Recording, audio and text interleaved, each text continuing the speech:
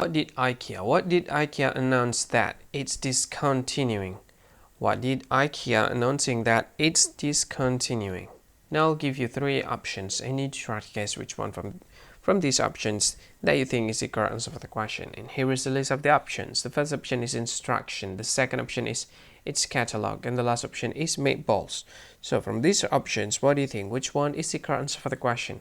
And now let me show you the correct answer for the question. And the correct answer for the question is its catalog. So that's the answer for the question, its catalog.